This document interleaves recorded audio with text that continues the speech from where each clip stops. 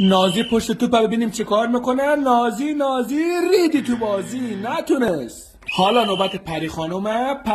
پری زیر 18 چخ نری. چه ضربی بود. ناهید خانم اومده برندشه. ناهید سوراخ دید. بله برنده میشه. حالا میره جایزه‌شو بگیره. یک قابلمه میگیره. مبارکش باشه، به خوبی استفاده کنی همساده. نفر بعد شیدا خانم. شیدا سوراخو میکنه پیدا. بله ایشون هم برنده میشه. میره جایزه‌شو بگیره. یک عدد روغن زیتون، یک بسته صابون و اونم این دستگاهی که نمیدونم چه ولی برای جزئیات خوبه، به کارش میاد. مبارکه.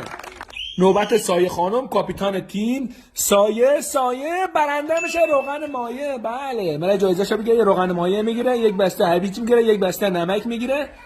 به محمد جان داداش ملازه کن. چه خبر؟ تا درست از این ولی حق بقیه رو نخور دیگه. 20 تا کیک میدی چیکار کنه خب؟ بله شنیده بودیم محمدا بگیرن ولی داداش ما یکم حول تشریف داره. ریکای هم دادی بس دیگه، الان میتونه راحت سوپرمارکت باز کنه. من از فالوورای عزیزم معذرت میخوام، این صحنه رو نادیده بگیریم. محمد داداش الو، کم دیگه باید نیسان بیارم دیگه، چون وسایل رو دستاش جا نمیشه. آقا محمد فعلا کلش داغه، متوجه نمیشه، بعدم بهت سلام بدم. سکینه خانم آخرین نفره. سکینه فوتبال همینه. ای والا سکینه هم برنده میشه، یکم جایزه‌اش تکمیل میشه. از امشب دیگه دایرکت شلوغ میشه. سکینه خانم بله اسپانسر مسابقات هم سهام عدالت بود.